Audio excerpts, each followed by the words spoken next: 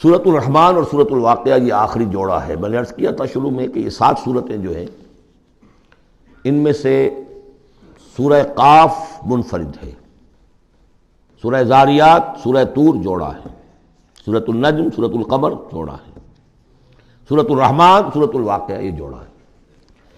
یہ جوڑا بڑا عجیب ہے۔ قرآن مجید کی یہ 2 صورتیں ایسی ہیں کہ نبوت، رسالت، وحی، ان تینوں کے ذکر سے بالکل خالی، ذکر ہی نہیں۔ ہر صورت کا اپنا ایک مزاج ہے، اپنی ایک خاص شان ہے اس میں۔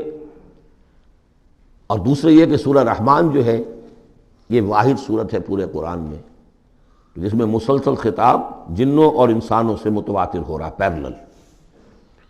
ویسے تو یہ کہ یہ بات میں عرض کر چکا ہوں کہ جنوں میں کوئی نبی نہیں، ان میں روح نہیں ہے، روح آدم میں پھونکی گئی تھی، اور چونکہ ریسیپینٹ آف وحی از روح، تو ان کے ہاں وحی نہیں ہے، لہذا وہ بھی جو انسانوں میں رسول آئے ہیں انہی کی ہدایت کے پیرو رہے۔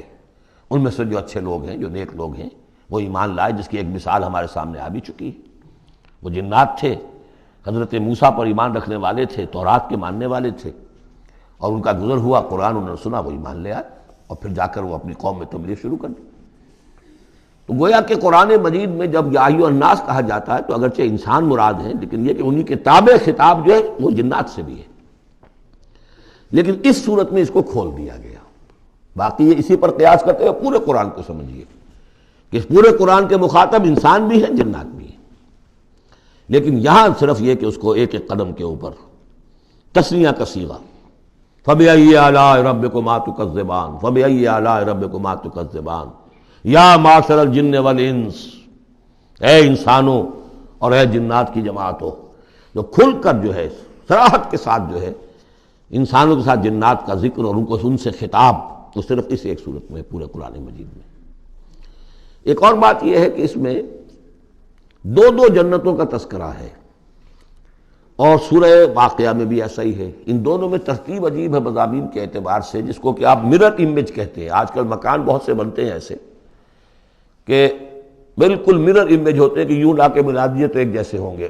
ڈرائنگ روم جڑے ہوئے ہیں، پھر کوئی بیڈ روم ہے وہ ادھر ہے، پھر ادھر آخر میں پورچ ہے، وہی نقشہ ادھر ہے، وہی نقشہ ادھر ہے، تو گویا کہ ہے مرر امیج۔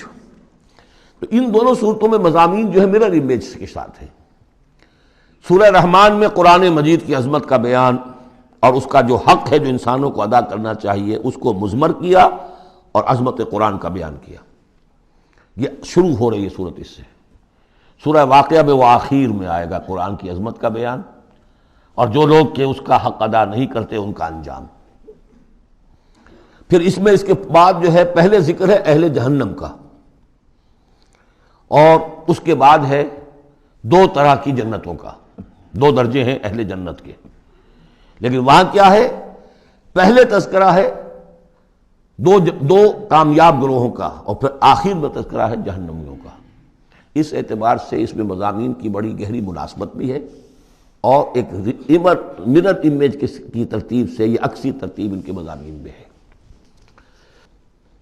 سورۃ الرحمن، بسم اللہ الرحمن الرحیم۔ نوٹ کر لیجئے یہ ترجیحی جو آیت ہے اس میں 31 مرتبہ آئی ہے آیت۔ کل آیات 78 ہیں، جن میں سے 31 جو ہیں وہ تو در حقیقت فَبِأَيِّ آلَاءِ رَبِّكُمَا تُكَذِّبَانِ اس کی تکرار ہے۔ یہ اسلوب قرآن مجید میں یا تو سورہ شعراء میں آ چکا ہے، 8 بار وہ الفاظ آئے تھے، إِنَّ فِي ذَلِكَ لَآيَةً وَمَا كَانَ أَكْثَرُهُم مُؤْمِنِينَ وَإِنَّ رَبَّكَ لَهُوَ الْعَزِيزُ الرَّحِيمُ 8 مرتبہ۔ یا یہ القمر میں ہم 4 دفعہ پڑھ چکے ہیں، فَكَيْفَ كَانَ عَذَابِي وَنُذُرِ وَلَقَدْ يَسَّرْنَا الْقُرْآنَ لِلذِّكْرِ فَهَلْ مِن مُدَّكِرٍ۔ اور یہاں سورۃ الرحمن میں 31 بار آئے گا فَبِأَيِّ آلَاءِ رَبِّكُمَا تُكَذِّبَانِ۔ بسم اللہ الرحمن الرحیم۔ الرحمن علم القرآن خلق الانسان علمہ البیان۔ رحمان، اور یہ اللہ کا وہ نام ہے جو رحمت کے مادے سے، لیکن خاص شان اس کی یہ ہے کہ جس میں ایک طوفانی کیفیت ہے اللہ کی رحمت، ٹھاٹھے مارتے ہوئے سمندر کی طرح۔ غضبان ہم پڑھ چکے ہیں 2 دفعہ، نہایت غضبناک، حضرت موسیٰ کے لیے لفظ آیا غضبان آصفہ۔ تو عرب کہے گا اگر بھوک سے مر رہا ہے انا جوعان، پیاس سے مر رہا ہے انا عطشان، تو رحمان کے وزن پر بہت مبالغہ ہوتا ہے، اور اس میں ایک شان ہوتی ہے جیسے کہ طوفانی شان، طوفان وہ بھی اسی میں ہے۔ اور رحمان وہ ہستی کہ جس کی رحمت ٹھاٹھے مارتے سمندر کے مانند ہے۔ علم القرآن، اس نے قرآن سکھایا ہے۔ یعنی یہ کہ قرآن مجید کی عظمت کا تصور کرو، یہ اللہ کی رحمانیت کا مظہر عتم ہے، اس کی رحمت کی سب سے بڑی شان، اس کا مظہر عتم جو ہے وہ قرآن ہے۔ دوسری بات یہ، اللہ کے ناموں میں چوٹی کا نام رحمان ہے، بہت پسندیدہ، رحمت کی تو ضرورت ہر شخص کو ہے۔ حضور نے فرمایا میں بھی مستغنی نہیں۔ آپ نے ایک موقع پہ فرمایا کہ کوشش جنت میں صرف اپنے اعمال کی بنیاد پر نہیں جائے گا جب تک کہ رحمت خداوندی دستگیری نہ کرے، اور حضرت عائشہ سے ہے یہ روایت۔ حضرت عائشہ نے پوچھ لیا، ظاہر بات ہے میاں بیوی کے درمیان ایک بے تکلفی بھی ہوتی ہے کہ کیا حضور آپ بھی؟ آپ نے فرمایا ہاں میں بھی۔ الا ان یتغمدنی ربی برحمتہ، میں بھی جنت میں نہیں جا سکوں گا مگر اس صورت میں کہ میرا رب مجھے اپنی رحمت سے ڈھانپ لے۔ تو رحمان چوٹی کا نام ہے اللہ کے ناموں میں سے، اور جو علم اللہ نے دیا ہے انسان کو اس میں چوٹی کا علم قرآن ہے۔ ایک علم وہ ہے ریویلڈ نالج جس کی چوٹی یہ ہے، ایک علم ہے ایکوائرڈ نالج، رفتہ رفتہ انسان جا رہا ہے، لیکن سب سے اونچا علم، سب سے بڑا علم خلق الانسان، اسی نے انسان کو بنایا، اور اس کی کریشن کا کلائمیکس انسان ہے، تخلیق کی معراج انسان ہے۔ خلقتہ بیدی، اپنے دونوں ہاتھوں سے بنایا ہے، جس میں عالم امر اور عالم خلق جمع ہو گئے۔ اس سے آگے علمہ البیان، جو صلاحیتیں انسان کو دی ہیں ان میں چوٹی کی صلاحیت جو ہے بیان ہے۔ انسان کو کہا گیا حیوان ناطق، نطق، قوت بیان، اور یہ بات ہمیں معلوم ہے کہ یہ جو انسان کا جو برین ہے، ظاہر بات ہے گوریلاز میں بھی ہے، چمپینزیز میں بھی ہے، اور بھی حیوانات کے اندر بھی ہے، گھوڑے کا بھی برین ہے، لیکن یہ برین جیسے جیسے رفتہ رفتہ لوئر اینیمل سے اوپر آپ آ کر دیکھتے ہیں، ہائیسٹ انسان کے اندر آ کر اس کا جو گرے میٹر ہے، وہ جو ہائیسٹ ایوالوڈ فارم ہے، اس میں مختلف ایریاز ہیں۔ یہ ویژن کا ایریا ہے، آنکھ سے جو انفارمیشن جا رہی ہے وہ پھر ڈسائفر ہوتی ہے گرے میٹر کے اس پچھلے حصے کے اندر، ہیئرنگ ایریا ہے۔ لیکن سب سے بڑا رقبہ جو ہے وہ ہے سپیچ سینٹر، اور اس کے دو حصے ہیں، دوسرے کی بات سننا اور سمجھنا، پھر اپنی بات کہنا، یہ دو ایسپیکٹس ہیں اس کے۔ تو سپیچ سینٹر، اس میں دونوں چیزیں آ جائیں گی، کلام کا فہم اور پھر کلام کو دوسروں تک پہنچانا۔ تو علمہ البیان، اللہ نے صلاحیتیں تو اور بھی دی انسانوں کو بہت سی، آنکھ بھی دی، کان بھی دیا، لیکن یہ آنکھ اور کان تو حیوانات میں بھی ہے، بلکہ بعض حیوانات کی بصارت ہم سے کہیں زیادہ آگے ہے۔ بعض حیوانات وہ ہیں کہ جنہیں روشنی کی بھی ضرورت نہیں دیکھنے کے لیے، بغیر اندھیرے میں بھی دیکھتے، ہم تو اندھیرے میں نہیں دیکھ سکتے۔ اس طرح کان، گھوڑے کا کان جو ہے اس کے کان کھڑے ہو جاتے ہیں اینٹنا کی طرح سے، اگر کہیں سے آہٹ ہو، جب یہ اب تک گھوڑ سوار نے کچھ نہیں دیکھا، کھلا سنا ہے، لیکن ذرا سی آہٹ کہیں کی گھوڑے نے سن لی۔ اس حوالے سے باقی چیزیں جو ہیں ان میں تو یہ کہ علیحدہ علیحدہ گنا جائے گا تو صلاحیتیں باقی شاید انسان سے بہتر بھی دوسرے حیوانات میں ہیں۔ سونگھنے کی صلاحیت کتے میں جتنی ہے ہمارے پاس تو 1/100 بھی نہیں ہے۔ حیوانات میں سونگھنے کا ایریا جو ہے وہ بہت بڑا ہوتا ہے برین کے اندر، وہ سونگ کر چیزوں کو اندازہ کرتے ہیں کھانے کی ہے کہ نہیں ہے۔ لیکن انسان کے ہاں آ کر ہائیسٹ لیول آف برین میں یہ اسپیچ سینٹر ہے۔ اب یہ جو 4 آیتوں سے 3 جملے بنے، الرحمن آیت 1 ہو گئی لیکن جملہ تو نہیں بنا، الرحمن مبتدا ہے، علم القرآن خبر ہے، جملہ اب بنا، تو جملے 3 ہوئے، الرحمن علم القرآن خلق الانسان علمہ البیان۔ اس کو جو ریشو پروپورشن کا قاعدہ ہوتا تھا نسبت و تناسب کا حساب میں، ارتھمیٹک میں 3 ویلیوز دی گئی ہیں، چوتھی تلاش کرو۔ چوتھی ویلیو اس میں کیا ہے جو مضمر ہے، چھپی ہوئی ہے؟ انسان کو جو بہترین صلاحیت اللہ نے دی ہے قوت بیان، اس کا مصرف بھی ہونا چاہیے بہترین۔ اس کا بہترین مصرف یہ ہے کہ قرآن سمجھو اور سمجھاؤ، قرآن پڑھو اور پڑھاؤ۔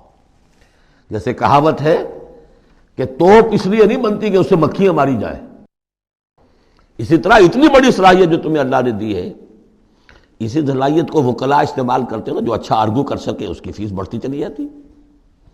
ڈیماگوگ کوئی لیڈر ہے، بڑی اچھی تقریر کر سکتا ہے، وہ مرنے مارنے پر جو ہے مجمع کو آمادہ کر دے گا، لوگوں کو آمادہ کر دے گا، وہ اپنی گردنیں کٹوا دیں گے، لیڈر بن جائے گا۔ تو یہ صلاحیت جو ہے اس لیے نہیں ہے کہ تم دنیا میں لیڈریاں اپنی بناؤ اس کے ذریعے سے، اس کا مصرف کیا ہے؟ قرآن سمجھو اور سمجھاؤ۔ یہ ہے بیان، اللہ کا بیان۔ اس بیان کو سمجھنا، پہلے تو اسپیچ سینٹر کا وہ حصہ جو ہے اس کو سمجھے، اور پھر اسپیچ سینٹر کا جو دوسرا جو حصہ ہے وہ اس کو بیان کرے۔ چنانچہ اس کو کھول کر بیان کر دیا محمد رسول اللہ صلی اللہ علیہ وسلم نے۔ حدیث ہے آپ کی جس کے راوی ہیں عثمان ابن عفان۔ دیکھیے نام کے اندر بھی وہ قافیہ مل رہا ہے، الرحمن علم القرآن خلق الانسان علمہ البیان عن عثمان ابن عفان۔ اب عفان کے بیٹے عثمان نے روایت کیا، حضور نے فرمایا خیرکم من تعلم القرآن وعلمہ، اور خیر یہاں پر سپرلیٹو کے سنس میں آ رہا ہے، تم میں بہترین لوگ وہ ہیں جو قرآن سیکھیں اور سکھائیں۔ اب سورہ قمر کے فوراً بعد یہ وَلَقَدْ يَسَّرْنَا الْقُرْآنَ لِلذِّكْرِ فَهَلْ مِن مُدَّكِرٍ الرحمن علم القرآن خلق الانسان علمہ البیان الشمس والقمر بحسبان۔ یہ سورج اور چاند سب ایک حساب کے ساتھ ہیں، ان کی گردش حساب کے ساتھ ہے، اسی حساب سے دن بن رہے ہیں، راتیں بن رہی ہیں، ہفتے اور سال اور مہینے بن رہے ہیں۔ والنجم والشجر یسجدان، نجم جو ہے ایک تو ستارے، سورج اور چاند کے مناسبت سے تو اس کے لیے ستارے کی مفہوم ہے، لیکن نجم جو عربی زبان میں جھاڑیوں کو بھی کہتے ہیں جو زمین میں ہوتی ہیں، کیونکہ یہ ستارے بھی زمین میں اتنے نظر آتے ہیں جیسے کہ جھاڑیاں ہوں۔ والنجم والشجر یسجدان، شجر کے حوالے سے اگر ترجمہ کرتے ہیں تو وہ جھاڑیاں، یہ بھی سجدہ کرتے ہیں، اللہ کے سامنے سربسجود ہوتے ہیں، ان کے سائے جیسا کہ کئی دفعہ آ چکا ہے۔ والسماء رفعها ووضع الميزان، اور آسمان کو اس نے بلند کیا اور اس میں رکھے ترازو۔ یہاں اس سے مراد وہ ترازو نہیں ہے جو کہ تولتی ہے دنیا کے اندر، اس میں بیلنس ہے، کاسمک بیلنس۔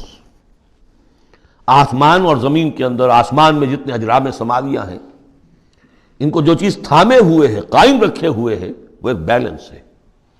جو کشش ثقل ہے، ان کی مختلف، یہ سب ایک دوسرے کو کھینچ رہے ہیں، اور ادھر ادھر سے دونوں طرف سے جو کھینچ ہے وہ ہر کرے کو اپنی جگہ پر رکھے ہوئے ہیں۔ یہ بیلنس جب ذرا سا گڑبڑ ہوگا اور یہ کرے آپس میں ٹکرا جائیں گے، فاصلے ہی کہیں تو ہوتا ہے conversely proportional to the distance, لہذا وہ جو گریویٹیشنل فورس ہے، اگر ایک طرف سے ذرا فاصلہ کم ہو گیا اس کا مطلب دوسری طرف بڑھ گیا، تلپٹ ہو جائے گا۔ تو یہ کاسمک بیلنس ہے۔ وَالسَّمَاءَ رَفَعَهَا وَوَضَعَ الْمِيزَانَ أَلَّا تَطْغَوْا فِي الْمِيزَانِ، دیکھو اس میزان میں، اس توازن میں، یہ جو بیلنس ہے یہاں کا، اس میں کوئی کمی بیشی نہ کرو، بد زیادتی کرو۔ وَأَقِيمُوا الْوَزْنَ بِالْقِسْطِ وَلَا تُخْسِرُوا الْمِيزَانَ، اور قائم رکھو وزن کو قسط کے ساتھ، عدل کے ساتھ، اور اس کے اندر کہیں کوئی کمی نہ کرو، نہ تطغوا نہ تخسروا، نہ کمی نہ زیادتی۔ کہیں فاصلہ بڑھ جائے گا تب بھی خرابی، کہیں فاصلہ کم ہو جائے گا تب بھی خرابی۔ وَالْأَرْضَ وَضَعَهَا لِلْأَنَامِ، الفاظ کی مناسبت سے بعض لوگوں نے سمجھا کہ ترازو ہی مراد ہے، تو ٹھیک ہے، اس میں کوئی حرج نہیں ہے اگر مراد لی جائے، لیکن ترتیب دیکھیے جس طرح یہ آ رہا ہے الشمس والقمر بحسبان۔ اب اس کے حوالے سے یہ گویا کہ کاسموس کی بات ہو رہی ہے، اس کاسموس کی بات کے بعد نیچے اتر کے وَالْأَرْضَ وَضَعَهَا لِلْأَنَامِ، تدریجاً نیچے آ رہے ہیں، اور زمین کو ہم نے بنا دیا، رکھ دیا لوگوں کے لیے، پست کر دیا، ان کے قدموں میں بچھا دیا اپنی مخلوقات کے لیے، اور مخلوقات میں انسان بھی ہیں، جنات بھی ہیں۔ فیہا فاکہۃ، اس میں میوے ہیں، والنخل، اور کھجوریں ہیں، ذات الاکمام، جن پر کے غلاف چڑھے ہوتے ہیں، والحب ذو العصف، اور اناج ہے جس کے ساتھ بھس بھی ہوتا ہے، والریحان، اس کے دو ترجمے ہیں، ایک تو یہ کہ اور خوشبودار پھول بھی ہیں، یا یہ کہ اور دوسری غذائیں بھی ہیں۔ فَبِأَيِّ آلَاءِ رَبِّكُمَا تُكَذِّبَانِ، عام طور پر جو ترجمہ ہے اس میں آلہ کا ترجمہ کیا گیا ہے نعمتیں، لیکن اصل میں یہاں نعمت، قدرت، ان دونوں کو جمع کیجیے۔ کہیں وہ نعمت کا تذکرہ ہے، کہیں اللہ کی قدرت کا ذکر ہے، اس کی قدرت کی نشانیاں ہیں۔ فَبِأَيِّ آلَاءِ رَبِّكُمَا تُكَذِّبَانِ، تو تم اپنے رب کی کون کون سی نعمتوں اور قدرتوں کا انکار کرو گے۔ تکذبان صیغہ ہے تثنیہ کا، دونوں سے خطاب ہو رہا ہے، انسانوں سے اور جنوں سے، اور یہ بات آگے چل کر واضح ہو جائے گی۔ خلق الانسان من صلصال کالفخار، ہم نے بنایا انسان کو اس صلصال سے، اس سوکھی ہوئی خشک مٹی سے، وہ گارا سنا ہوا گورا، صلصال من حمإ مسنون، اور جب وہ اتنا سوکھ گیا کہ کھنکنے لگا، کالفخار جیسے ٹھیکرا ہوتا ہے، اسے بنایا۔ وَخَلَقَ الْجَانَّ مِن مَّارِجٍ مِّن نَّارٍ، اور جنات کو ہم نے بنایا آگ کی لپٹ سے، جس کو کہ ہم اس سے پہلے پڑھ چکے ہیں سورہ ہجر میں، نار السموم، لو جیسی ہوتی ہے جس کے اندر کی آگ ہوتی ہے۔ تو ایسے ہی وہ جو فلیم ہوتا ہے، شعلہ، اس کا ایک حصہ تو ہے جو نظر آتا ہے اور ایک حصہ وہ جو نظر نہیں آتا، وہ جو اوپر کا حصہ ہے وہ ہے جہاں پہ سب سے زیادہ ہیٹ ٹیمپریچر ہائیسٹ وہاں ہوتا ہے، وہ ہے مارج من نار۔ فَبِأَيِّ آلَاءِ رَبِّكُمَا تُكَذِّبَانِ، رب المشرقین و رب المغربین، وہ رب ہے مشرقوں کا بھی، دونوں مشرقوں کا اور دونوں مغربوں کا۔ یہ تسنیہ کی جو مناسبت سے یہاں پر مشرقین و مغربین کہا، کہیں مشارق والمغارب ہے، رب المشارق والمغارب، کہیں مشرق و مغرب ہے، اور یہ سب ٹھیک ہے، مشرق و مغرب واحد کی حیثیت سے بھی درست ہے۔ اور مشرقین اور مغربین، اس وقت کا جو مشرق ہے جہاں سورج نکل رہا ہے، اس کے مقابلے میں مغرب ہے جہاں وہ ڈوبے گا، لیکن وہی مغرب وہ مشرق ہے دوسرے، ہمارا جو پیچھے جو حصہ ہے گلوب کا، اس کا مشرق ہے، اور جو ہمارا مشرق ہے وہ اس کا مغرب ہے۔ تو دو مشرق دو مغرب۔ پھر یہ کہ ہر نقطہ جو ہے زمین پر وہ مشرق بھی ہے مغرب بھی ہے، کسی نہ کسی وقت وہاں پر سورج جو ہے طلوع ہو رہا ہے، کبھی وہاں پر غروب ہو رہا ہے، تو مشارق والمغارب۔ لیکن یہاں پر تسنیہ کی مناسبت سے رب المشرقین و رب المغربین، دونوں مشرقوں کا رب مالک اور دونوں مغربوں کا۔ فَبِأَيِّ آلَاءِ رَبِّكُمَا تُكَذِّبَانِ، مَرَجَ الْبَحْرَيْنِ يَلْتَقِيَانِ، اس نے چلا دیے دو دریا جو آپس میں ملے ہوئے بھی ہیں، بَيْنَهُمَا بَرْزَخٌ لَا يَبْغِيَانِ، لیکن ان کے مابین ایک ایسا پردہ حائل ہے کہ وہ ایک دوسرے میں گھستے نہیں ہیں، داخل نہیں ہوتے، اپنی حد کے اندر رہتے ہیں۔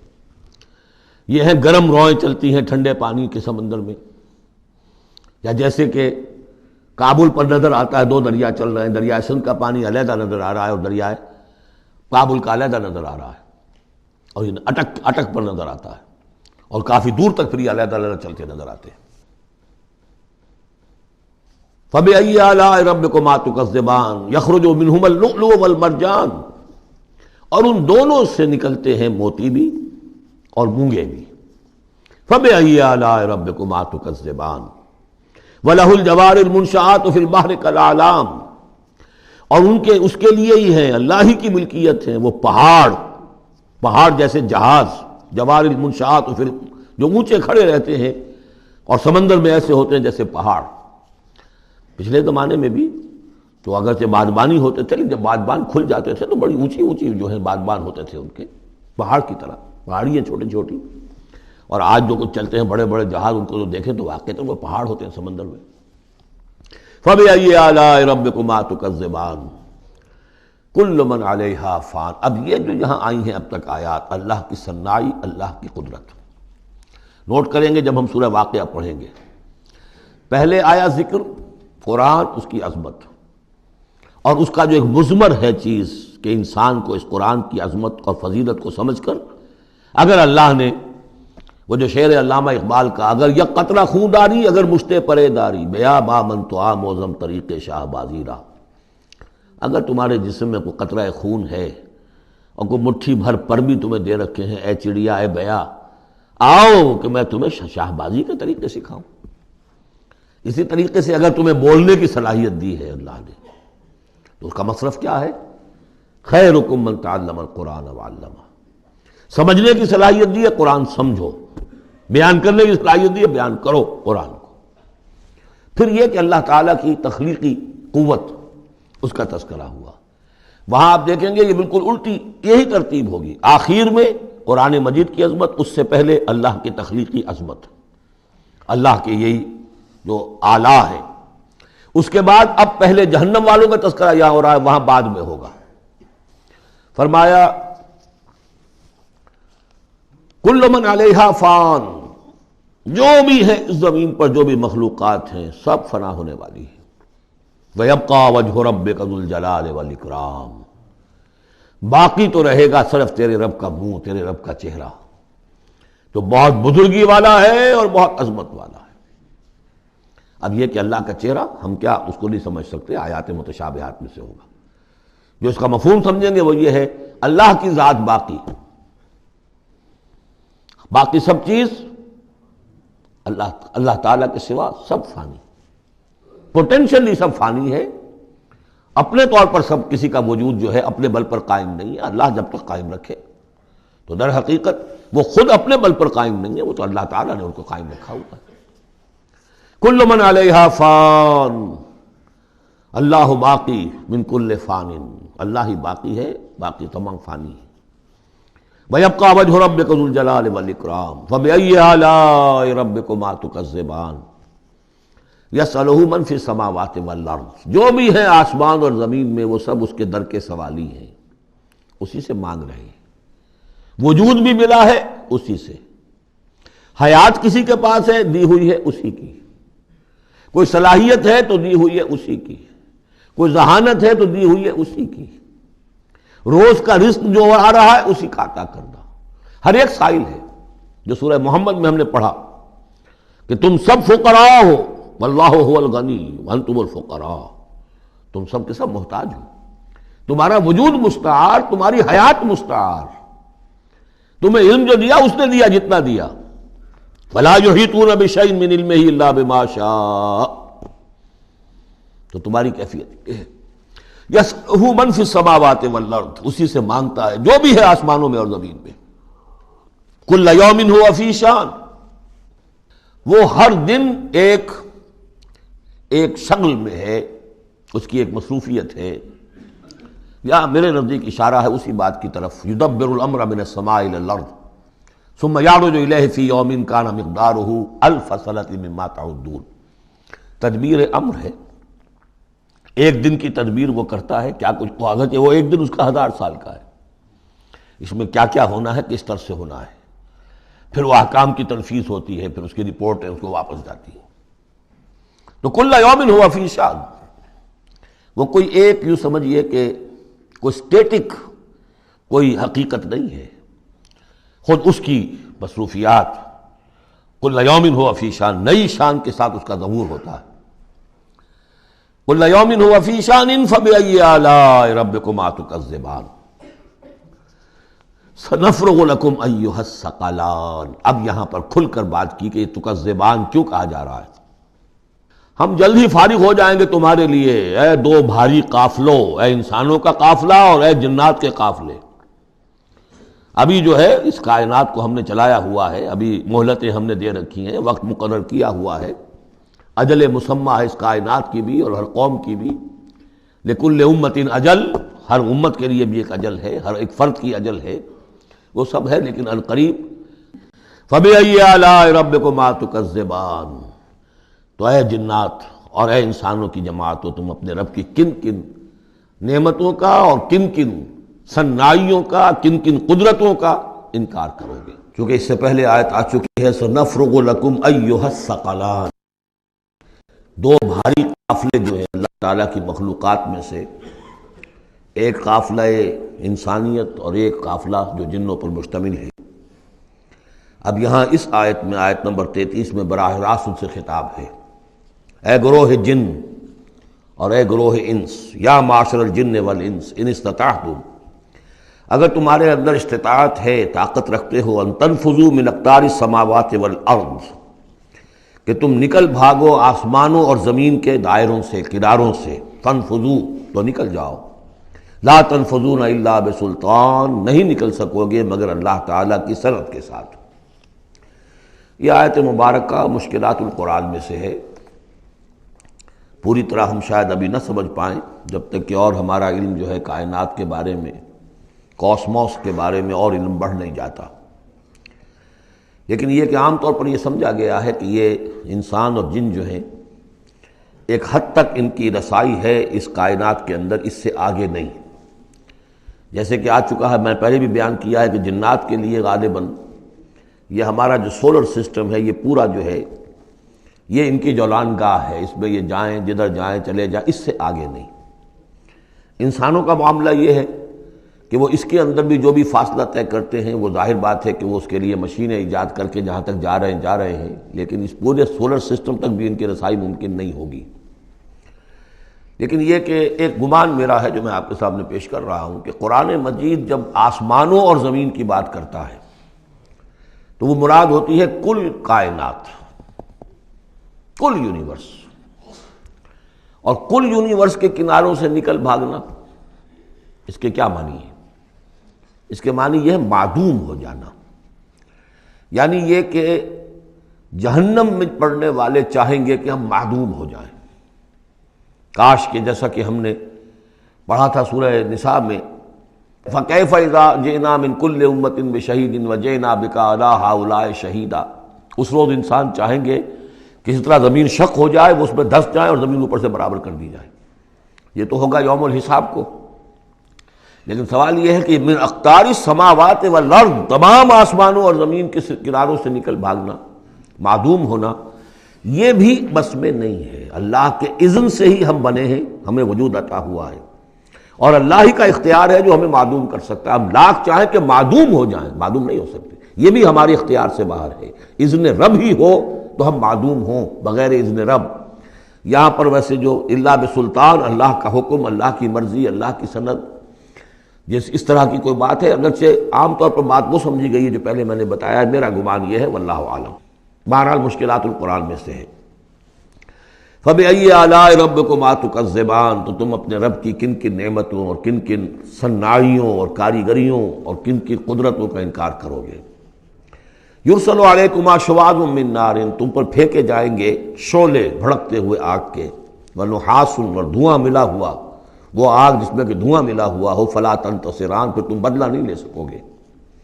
فَبِأَيِّ آلَاءِ رَبِّكُمَا تُكَذِّبَانِ، فَإِذَا انشَقَّتِ السَّمَاءُ، جب آسمان پھٹ جائے گا، فَكَانَتْ وَرْدَةً كَالدِّهَانِ، تو ایسے ہو جائے گا گلابی رنگ کا جیسے کہ تیل کی تلچھٹ ہوتی ہے۔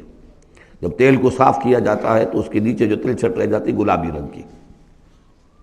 فَبِأَيِّ آلَاءِ رَبِّكُمَا تُكَذِّبَانِ فَيَوْمَئِذٍ لَا يُسْأَلُ عَنْ ذَنبِهِ إِنسٌ وَلَا جَانٌ، تو اس روز کوئی پوچھنے کی ضرورت نہیں ہوگی ان کے گناہوں کے بارے میں، نہ انسانوں سے نہ جنوں سے۔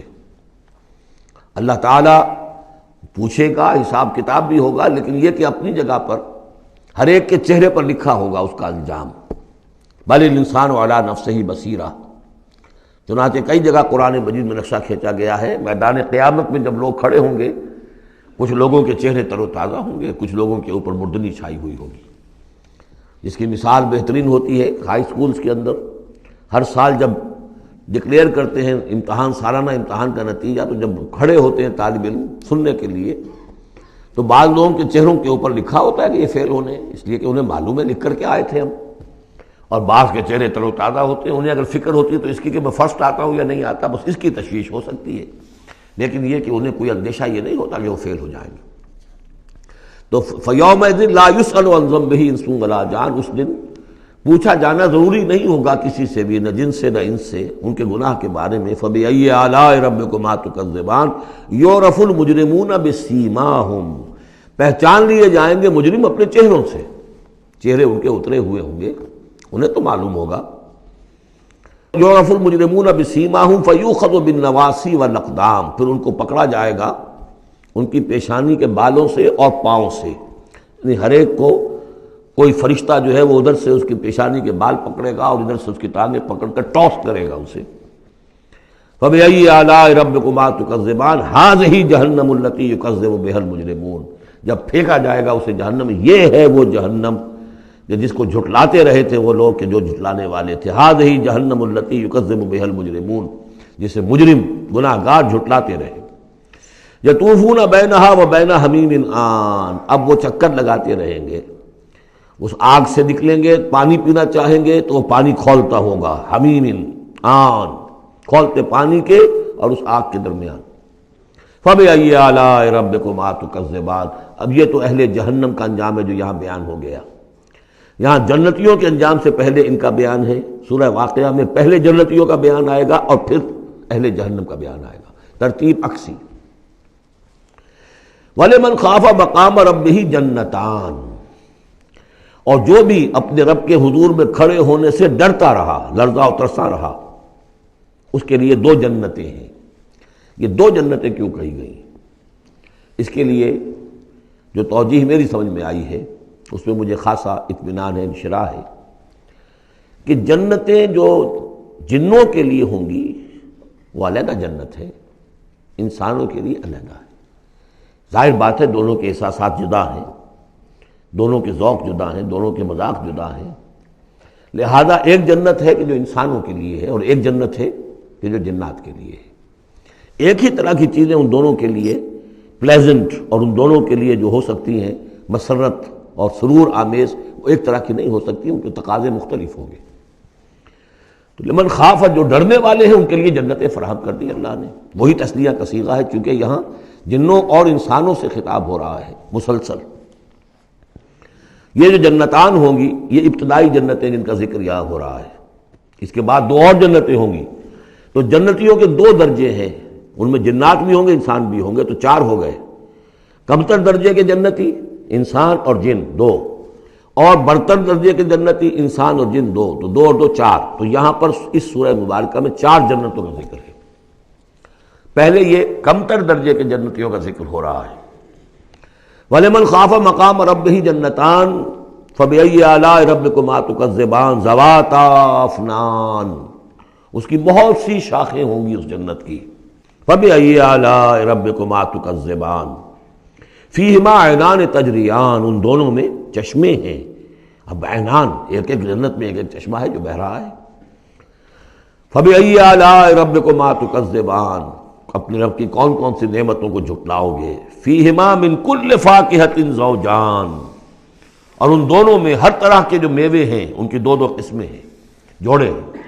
فَبِأَيِّ آلَاءِ رَبِّكُمَا تُكَذِّبَانِ مُتَّكِئِينَ عَلَىٰ فُرُشٍ بَطَائِنُهَا مِن اسْتَبْرَقٍ وَجَنَى الْجَنَّتَيْنِ دَانٍ، اور وہ وہاں تکیہ لگائے ہوں گے، سہارا لگائے ہوں گے ایسے فرشوں پر کہ جن کے استر بنے ہوئے ہوں گے گاڑھے ریشم کے، استر ہوں گے گاڑھے ریشم کے، تو جو ان کا اصل جو اوپر کا حصہ ہوگا وہ کس شے کا ہوگا، گویا کہ وہ تمہارے تصور سے باہر ہے۔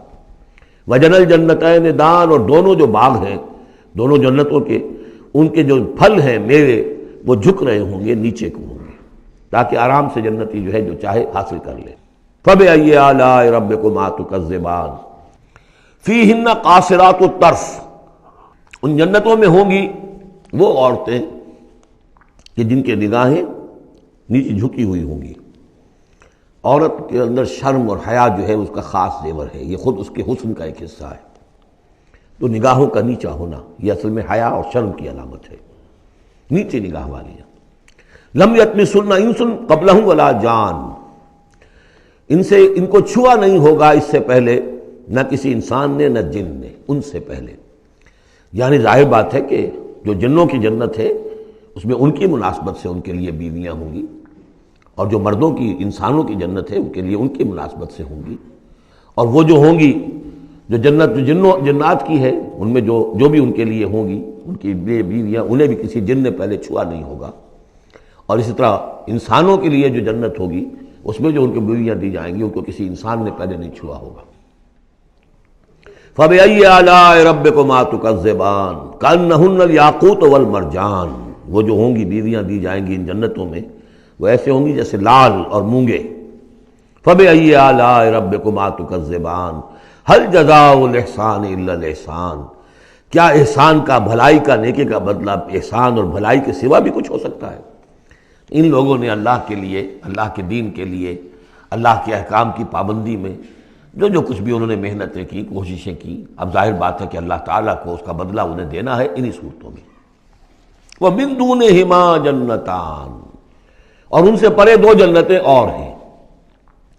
اب اس میں مفسرین کے مختلف اقوال ہیں، پہلی جنتیں کن کی ہیں، دوسری جنتیں کن کی ہیں، اس لیے کہ اس کے لیے دو الفاظ جو آئیں گے سورہ واقعہ میں آئیں گے کہ ایک اصحاب الیمین ہے اور ایک مقربون ہے۔ ایک وہ ہے جو آگے اللہ کے بہت ہی مقرب بارگاہ ہو جاتے ہیں، اولئک المقربون، اور ایک وہ ہے کہ جو داہنے والے ہیں، اور ایک ہے شمال والے۔ تو ایک تو ہے بنیادی، یہ گمراہ تھے، یہ جہنمی، یہ نیک تھے، اور یہ جو ہے جنتی ہیں، لیکن ایک ہے بہت آگے والے، فالسابقون السابقون اولئک المقربون، وہ لوگ جو آگے نکل جانے والے ہیں، وہ جو بلندتر نیکیوں والے ہیں، بلندتر مقامات والے ہیں۔ جیسے کہ سورہ توبہ میں ہم نے پڑھا تھا والسابقون الاولون من المہاجرین والانصار والذین اتبعوہم بإحسان، تو دو درجے ہو گئے تھے۔ تو اس طرح یہاں پر جو میرے نزدیک پہلی جنتوں کا تذکرہ جو ہے وہ در حقیقت ہے جو کم تر جنتی ہیں، اصحاب الیمین، اور اب جو تذکرہ ہو رہا ہے وہ ہے جنت ان کی کہ جو مقربین بارگاہ ہیں، سابقین۔ وَمِن دُونِهِمَا جَنَّتَانِ، اور ان دونوں کو پرے اور دو جنتیں ہوں گی۔ فَبِأَيِّ آلَاءِ رَبِّكُمَا تُكَذِّبَانِ، یہ بھی دو ہوں گی، ایک جنات کے لیے اور ایک انسانوں کے لیے۔ مُدْحَامَّتَانِ، بڑے گہرے سبز رنگ کی جنتیں ہوں گی، سبز کاہی جسے ہمارے ہاں کہا جاتا ہے، گہرا سبز، سیاہی مائل سبز، اتنی گہرا سبز ہو کہ سیاہی مائل ہو جائے۔ یہ میں ابھی عرض کروں گا، اس کی ایک خاص پس منظر ہے۔ فَبِأَيِّ آلَاءِ رَبِّكُمَا تُكَذِّبَانِ فِيهِمَا عَيْنَانِ نَضَّاخَتَانِ، اس میں دو چشمے ہیں ابلتے ہوئے۔ فَبِأَيِّ آلَاءِ رَبِّكُمَا تُكَذِّبَانِ فِيهِمَا فَاكِهَةٌ وَنَخْلٌ وَرُمَّانٌ، اس میں میوے ہیں، کھجوریں ہیں، انار ہیں۔ فَبِأَيِّ آلَاءِ رَبِّكُمَا تُكَذِّبَانِ، یہ یوں سمجھیے کہ ایک تو ہے خالص عربی ذوق، اور عرب کا جو ایک خاص ماحول تھا، اور خاص طور پر عرب کا وہ علاقہ جس میں قرآن نازل ہوا ہے، حجاز، پہاڑی علاقہ ہے، اس میں جب آتے تھے چشمے اور جب بہہ جاتی تھی وادیاں تو ابلتی ہوئی پہاڑی، چونکہ چشمے جیسے ہوتے ہیں پہاڑی نالے، تو ان کے اندر جوش و خروش ہوتا ہے۔ اور دوسرے کہ وہاں پر جو باغات ہوتے تھے کھجور کے درخت، اور وہاں پر وہ سبزی جو رنگ ہے ان کا وہ سبزی مائل گہرا، اور اسی کے اندر پھر جو چھاؤں ہے، تو جو ان کا تصور ہے ایک عربی ذوق ہے، ایک عجمی ذوق ہے۔ وہ عجمی ذوق ہے جو پہلے بیان ہوا ہے، عربی ذوق ہے جو اب بیان ہو رہا ہے۔ فیہما فاکہۃ ونخل ورمان، اب یہ چیزیں جو ہیں یہ عرب کے اندر کھجوریں ہیں، انار ہیں۔ فبأی آلاء ربکما تکذبان فیہن خیرات حسان، اس میں ہوں گی بہت ہی اچھی عورتیں، نہایت خوبصورت۔ فبأی آلاء ربکما تکذبان حور مقصورات فی الخیام، اب یہاں حور کا لفظ آیا، پہلے میں نہیں آیا ہے۔ پہلے میں یہ تو آیا ہے فیہن قاصرات الطرف لم یطمثن انس قبلہم ولا جان، لیکن لفظ حور یہاں آیا ہے۔ اسی کو نوٹ کریں گے کہ سورہ واقعہ میں بھی ایک کے ساتھ حور کا لفظ آئے گا، دوسرے کے ساتھ نہیں۔ حور مقصورات فی الخیام، اب یہ بھی عرب پس منظر ہے، خیموں میں رہنے والے وہ حوریں کہ جو خیموں میں رکی رہنے والی ہوں گی۔ ظاہر بات ہے کہ وہاں پر تو عام طور پر شہر بہت کم تھے، پورے عرب کے اندر، حجاز کے اندر بہت کم، جو عام طور پر جو آبادیاں تھیں وہ خیموں میں رکی رہنے والیاں۔ وَقَرْنَ فِي بُيُوتِكُنَّ وَلَا تَبَرَّجْنَ تَبَرُّجَ الْجَاهِلِيَّةِ الْأُولَىٰ، وہ شمع محفل نہیں بنتی بلکہ وہ چراغ خانہ بنتی ہیں۔ حور مقصورات فی الخیام فبأی آلاء ربکما تکذبان لم یطمثن انس قبلہم ولا جان، نہیں انہیں چھوا ہوگا ان سے پہلے نہ کسی انسان نے اور نہ کسی جن نے۔ یہ ان دونوں کے میرے نزدیک علیحدہ علیحدہ، جنات کی جو جنت ہے ان میں جو ان کے لیے عورتیں اور بیویاں فراہم کی جائیں گی انہیں کسی جن نے نہیں چھوا ہوگا ان سے پہلے، اور جو انسانوں کے لیے جنت ہوگی وہاں جو انہیں بیویاں دی جائیں گی اور حوریں دی جائیں گی انہیں کسی انسان نے نہیں چھوا ہوگا۔ فَبِأَيِّ آلَاءِ رَبِّكُمَا تُكَذِّبَانِ مُتَّكِئِينَ عَلَىٰ رَفْرَفٍ خُضْرٍ وَعَبْقَرِيٍّ حِسَانٍ، وہ تکیہ لگائے بیٹھے ہوئے ہوں گے سبز مسندوں پر اور بڑے قیمتی اور نفیس بچھونوں پر۔ فَبِأَيِّ آلَاءِ رَبِّكُمَا تُكَذِّبَانِ تَبَارَكَ اسْمُ رَبِّكَ ذِي الْجَلَالِ وَالْإِكْرَامِ، بہت بابرکت ہے نام تیرے رب کا جو بہت ذی الجلال بڑائی والا ہے اور اکرام عظمت والا ہے۔ اب اس میں آپ نے دیکھا نبی، رسول، کتاب، کسی کا کوئی تذکرہ نہیں، اللہ اور آخرت، جنت اور دوزخ، باقی اللہ کی کریٹو جو اس کی ایکٹیویٹی ہے، آیات آفاقیہ، آیات انفسیہ، تذکیر بآلاء اللہ، ان کا ذکر ہے۔ تو منفرد ہیں یہ صورتیں دونوں اس اعتبار سے اور جوڑا ہونے کی وہ نسبت آپ کو بڑی نمایاں نظر آئے گی اس میں۔ وہ مضامین جو یہاں آئے ہیں ایک ترتیب سے، یہاں اس کی عکسی ترتیب سے۔